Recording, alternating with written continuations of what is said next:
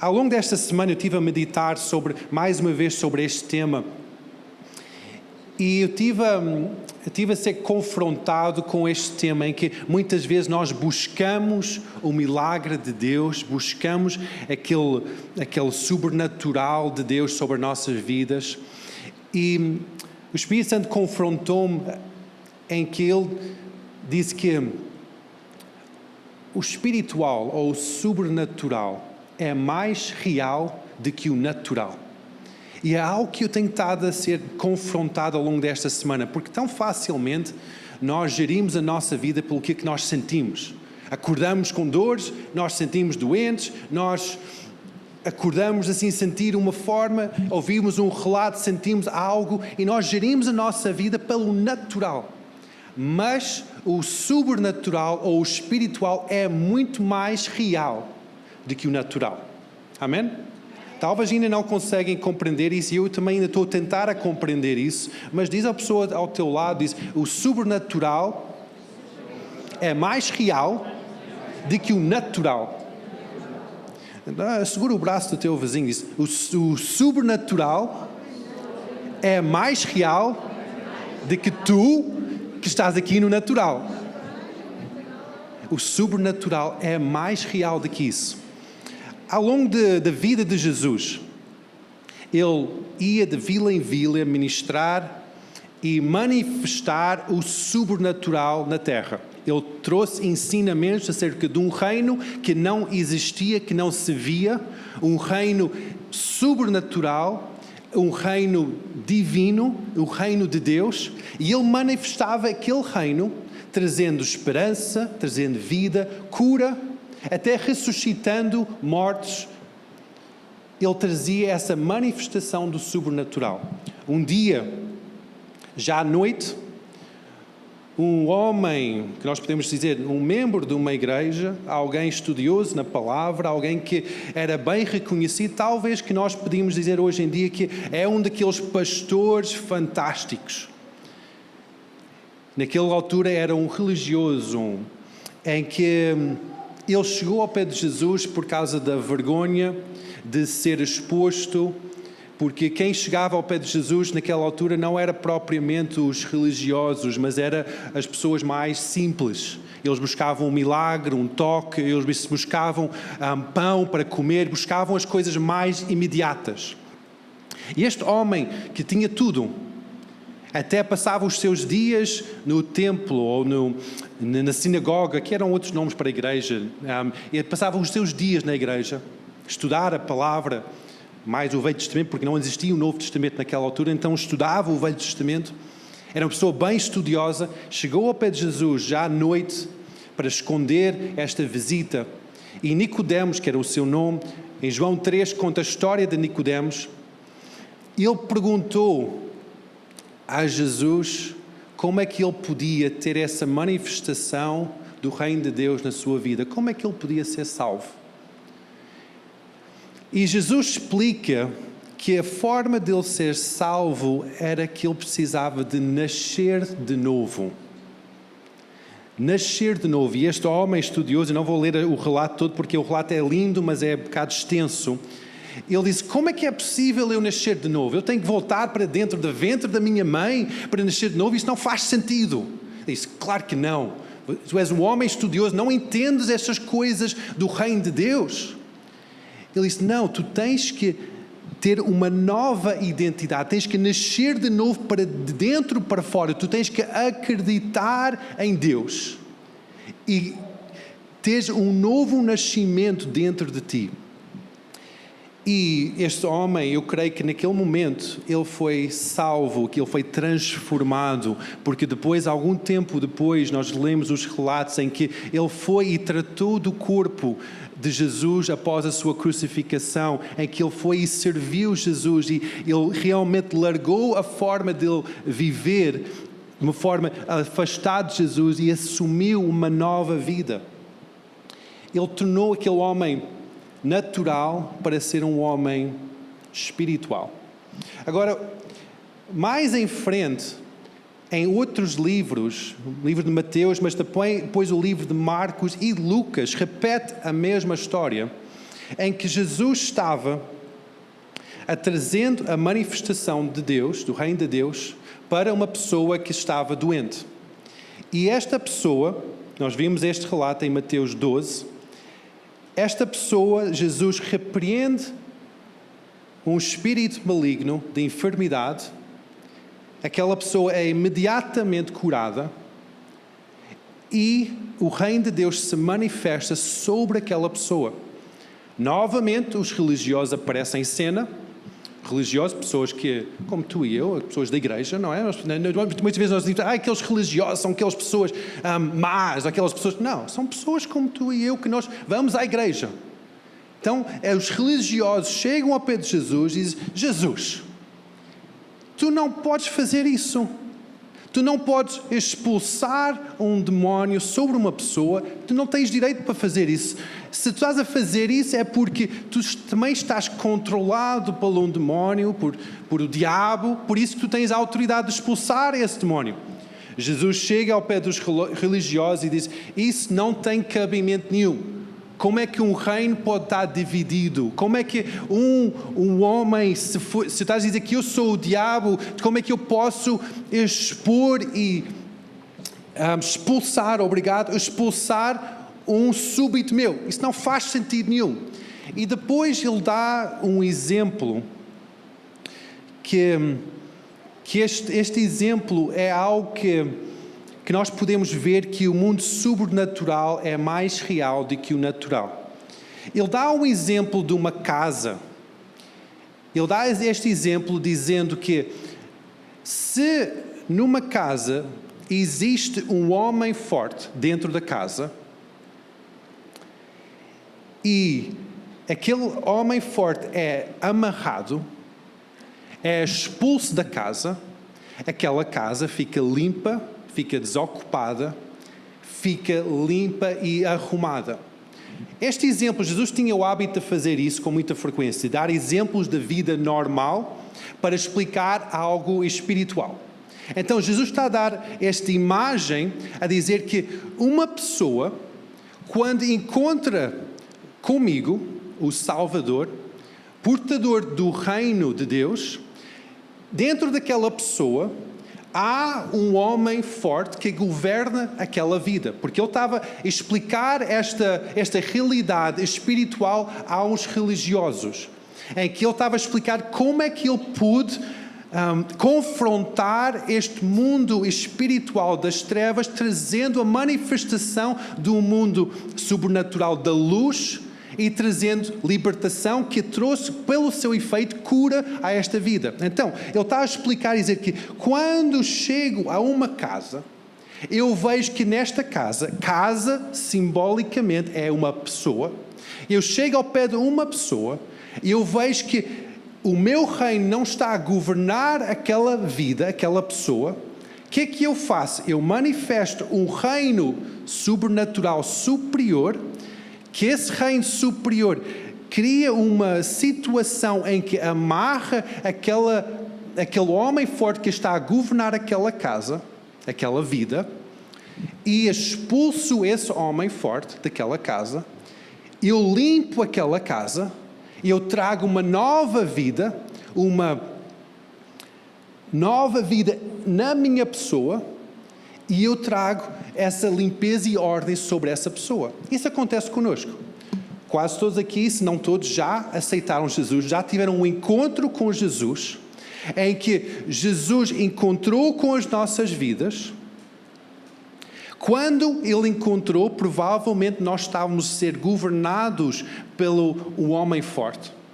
Talvez havia situações de depressão, situações de enfermidade, situações de solidão, situações de condenação por causa do pecado que nós andávamos a carregar. Jesus encontra conosco. O que é que Ele fez? Através da obra da cruz, através do seu sangue perfeito, vertido na cruz do Calvário, Ele paga o preço para a expulsão desse homem forte, Ele amarra esse homem forte pelo preço do sangue do Cordeiro e Ele bota fora da casa esse homem forte. E Ele limpa a nossa vida, arruma a nossa casa, traz paz, traz amor, traz um avivar de vida e até traz uma vida interna com Ele na glória. Jesus está a explicar o processo de salvação a estes homens da igreja, estes homens religiosos, que eles não sabiam este processo da salvação, só criticavam Jesus. A história não acaba aqui. A história era lindo se acabasse aqui. E significava que toda a gente, depois de encontrar Jesus, tinha uma casa arrumada, limpa por toda a eternidade. Isso era aquele conto de fadas, aquela história com final feliz. Mas esta história que Jesus conta aos religiosos, repetido tanto em Marcos, como Mateus, como Lucas, era tão impactante esta história que estes 3 evangelhos repetem a mesma história. Jesus explica que depois de ser tratado este homem forte, depois de ser tratado esta situação, depois de ser salva esta pessoa, já não está sobre ele a responsabilidade de manter esta vida limpa, esta vida arrumada, esta vida em ordem. É da responsabilidade de quem agora está a habitar nesta casa. Transformando isto numa lição prática para nós, Jesus nos salva, trata da nossa vida, amarra o homem forte que tem estado a controlar a nossa vida, talvez até controlar as gerações na nossa família. Ele vai e bota fora esse homem forte. O que acontece a seguir? É de nossa responsabilidade, tua e minha, de manter aquela casa trancada, limpa e arrumada.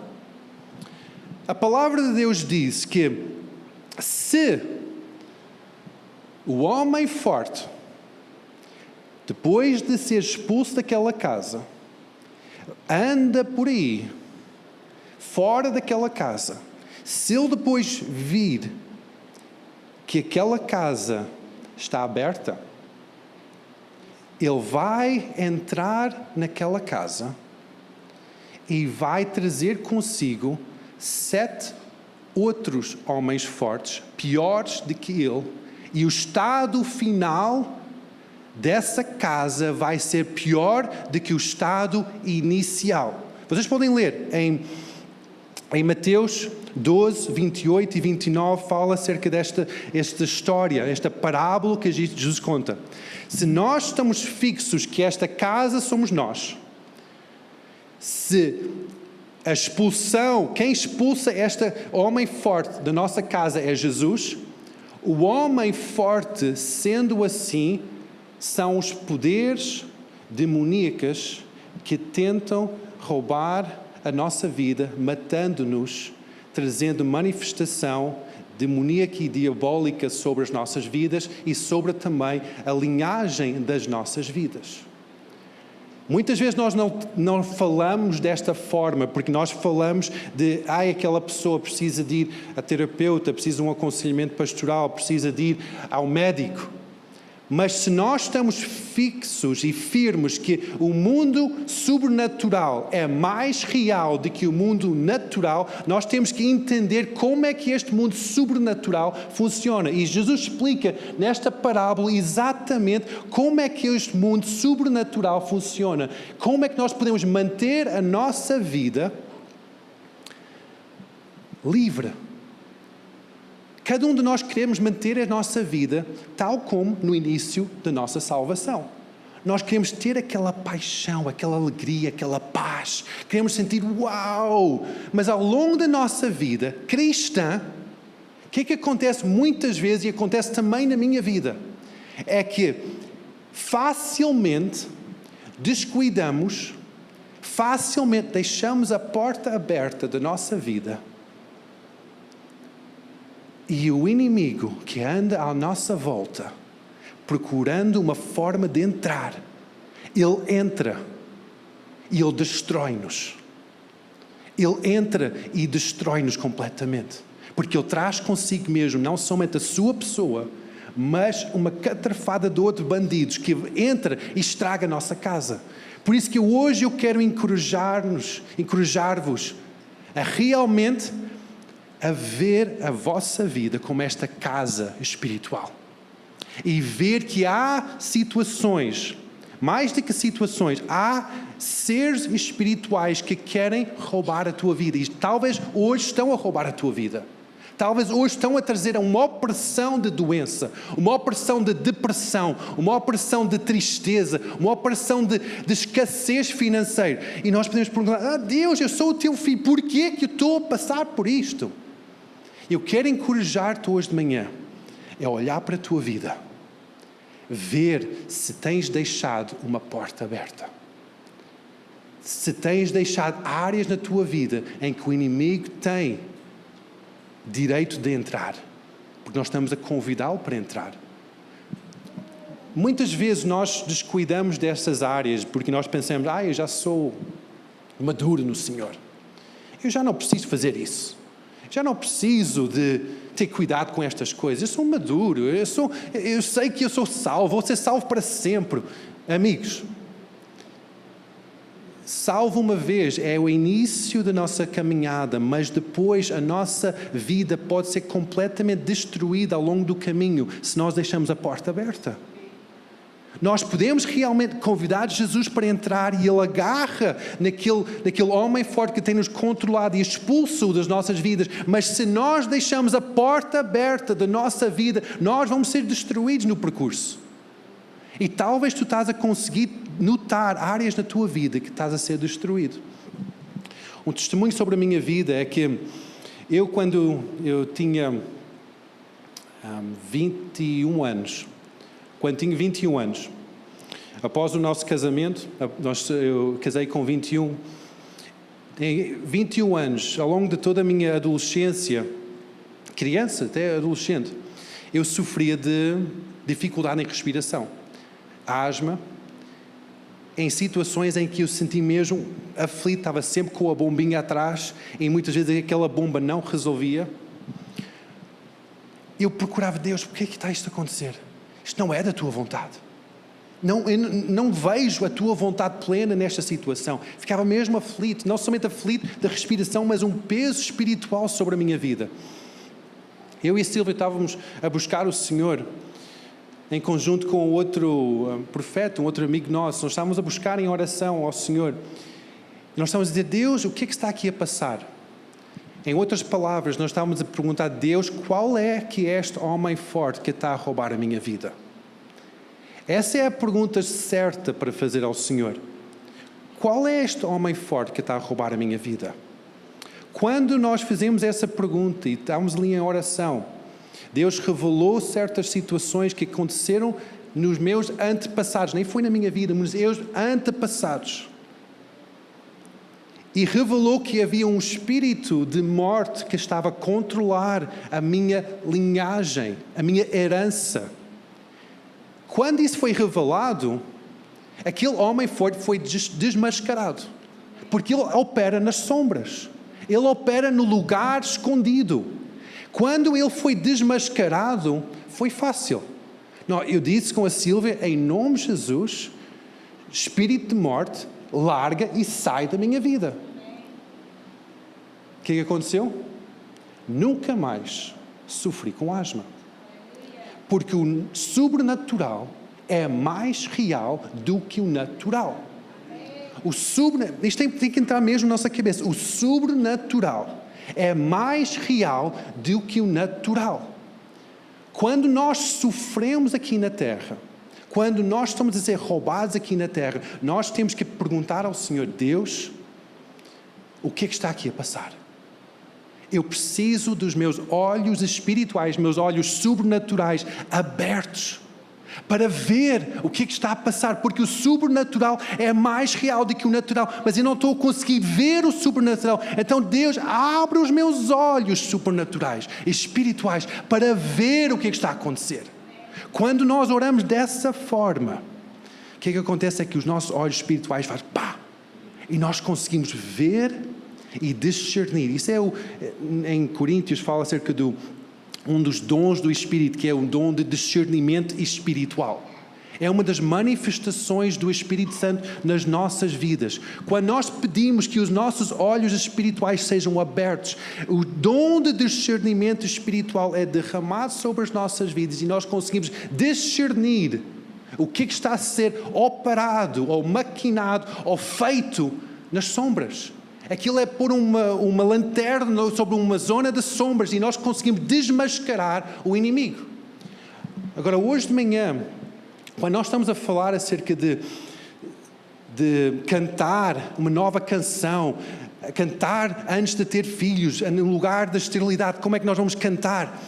Muitas vezes nós focamos somente nos milagres de Deus, não entendendo que há princípios espirituais que muitas vezes travem os milagres, em que nós precisamos que os nossos olhos espirituais sejam abertos, para que nós vejamos o que é que está a passar e porquê que nós estamos ainda limitados ou amarrados ou bloqueados. Ainda não vemos a manifestação de Deus em plenitude nas nossas vidas. Isto faz sentido? Isto faz sentido? As nossas armas não são naturais. Muitas vezes nós tentamos batalhar contra a nossa esposa, contra o nosso patrão, contra o Estado. O Estado é assim, então é por isso que a minha vida está amarrada, porque o Estado é à direita ou à esquerda, é por isso que eu sou amarrado. Não, nada disso. Jesus, quando Ele operou aqui na terra, quando Ele ministrou na terra, era uma terra oprimida por um império pagão, o Império Romano. E Ele nunca tentou derrubar o império. Mas Ele trouxe a manifestação de um reino diferente, um reino de luz, que trazia consigo poder sobrenatural. Amém? Não é a nossa responsabilidade derrubar a corrupção no governo. Não é a nossa responsabilidade mudar o governo, mudar o nosso patrão, nem mudar a nossa esposa. Não é a nossa responsabilidade. Nossa responsabilidade é conectar com Deus, ter um relacionamento com Deus e deixar que Deus abra os olhos do nosso entendimento para que nós podemos ver o que é que está a passar e trazer a manifestação do seu reino em nós e através de nós. Quais são estas áreas na tua vida? Quais são áreas que podes identificar como áreas que bloqueiam a tua vida? Como é que o inimigo tem tido acesso? Talvez são áreas em que sentes um contínuo cansaço sobre ti. Tu dormes às 8 horas, às 10 horas por dia e continuamente estás cansado. Talvez são áreas em que sentes uma atração para algo que não é bom para a tua vida. Talvez tens uma tendência para roubar ou para mentir. Agora, como é que o inimigo entrou para trazer essa manifestação? Trazer essa realidade para a tua vida? Se és um filho de Deus, se foste comprado pelo sangue de Jesus, supostamente não devias ter estes sentimentos, pensamentos, estas tentações, não devias ter isso. Ou pensas que não devias ter. Mas a forma que nós nos expomos ao mundo que nos rodeia, nós abrimos a nossa vida para ser influenciado. Bill Johnson, eu partilhei isso com os homens ontem, Bill Johnson fala uma coisa muito pertinente, em que ele diz que nós somos conformados, ou temos a imagem somos feitos à imagem daquilo que nós adoramos. Se nós olhamos intensamente, que é a adoração, se nós prostramos a nossa atenção intensamente, que é a adoração, para algo que não é Deus, isso vai ser a imagem que nós vamos ter. Em outras palavras, há tanta coisa boa aqui nos nossos telemóveis, mas também há muita coisa má, não é? Nas redes sociais há muita coisa boa, mas também há muita coisa má. Se nós passamos horas e horas a olhar, consumir, que é outra palavra para adoração, mais e mais que nós fazemos isso, mais que nós vamos ser conformados à imagem daquilo que nós estamos a ver. Jesus também disse que a nossa companhia, que está à nossa volta, vai corromper os nossos bons costumes. Nós pensamos que, eu sou uma pessoa que vou à igreja e tal, mas depois eu sou rodeado por situações, amigos que só dizem palavrões ou só têm uma linguagem bem baixa. O que é que vai acontecer? Isto vai ser sementes no nosso interior, em que nós vamos pensar palavrões, nós vamos pensar piadas baixas e aquilo depois, mais cedo ou mais tarde, vai sair da nossa vida. Porque aquilo que nós adoramos, aquilo que nós passamos tempo a dar importância, é aquilo que vai sair de nós. Se nós passamos montes de tempo somente a ver as notícias, ver as notícias é coisa boa. É bom ver as notícias, estar atualizado com o que é que se passa, a realidade deste mundo. É bom ver as notícias. Mas o que é que isso vai criar no nosso homem interior? Provavelmente vai ser um olhar, uma perspectiva pessimista do mundo que nos rodeia.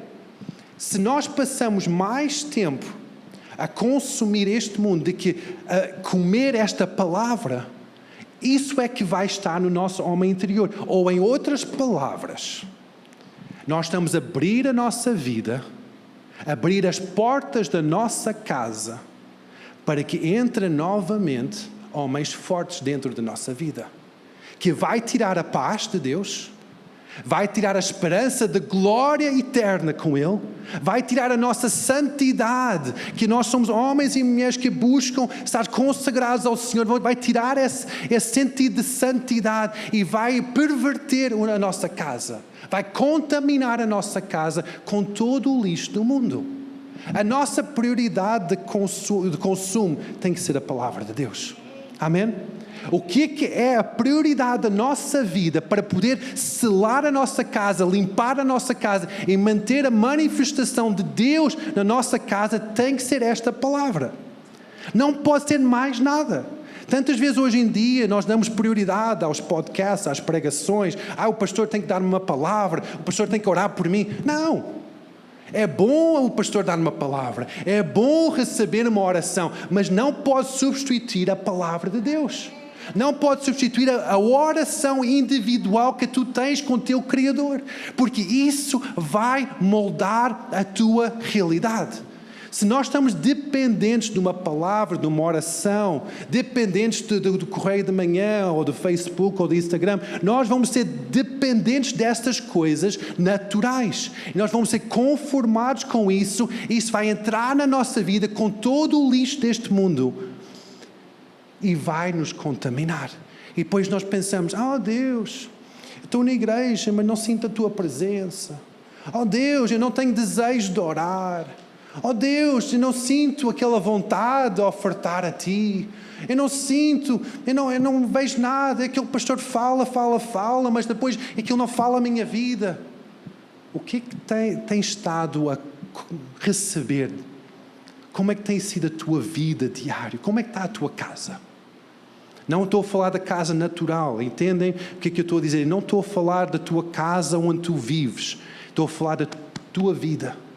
O teu coração. O que é importante para ti? É Deus? É a palavra de Deus? Ou são as coisas deste mundo? São as coisas deste mundo. Quando as coisas deste mundo são importantes, o que acontece é que tu tens que identificar o homem forte que está a roubar a tua vida. Tens que pedir, Jesus, perdoa-me. Mas vem novamente e amarra aquele malandro e expulsa-o da minha vida. Amarra aquilo que tem estado a acontecer na minha vida e expulso-o da minha vida. Retiro-o da minha vida. Eu não quero mais isso na minha vida. E hoje, ao encorajar-te nesse sentido, eu estou a encorajar-te a realmente fazer este tipo de oração. Eu estou a encorajar-te a conseguir identificar estas áreas Eu estou a encorajar-te a reconhecer e tomar responsabilidade por estas áreas, pedindo perdão ao Senhor por ter aberto a tua vida a esta influência, que não é uma influência divina, não é de Deus. Se não é de Deus, é diabólica. Então nós temos que reconhecer, pedindo perdão, mas tomando uma posição de autoridade contra e dizer não mais. Sai fora, não mais. Eu não quero mais isso. Eu vou deixar que o Espírito Santo limpe a minha vida. Limpa, purifica e fecha a minha casa. Amém, igreja? Isto tem sido algo muito forte em mim esta semana, porque eu vejo que é tão fácil nós dizermos que nós somos de Deus, mas dentro da nossa casa nós temos todo o lixo deste mundo. E eu não quero mais isso. Eu não quero que tanto eu sofro mais com isso, mas eu não quero que vocês sofrem mais com isso. Eu quero trazer esta verdade às vossas vidas e trazer um momento em que vocês podem ter a oportunidade de escolher, de dizer eu quero ser livre. Eu quero ser limpo, quero livre da presença de Deus. Amém? Vamos ficar em pé.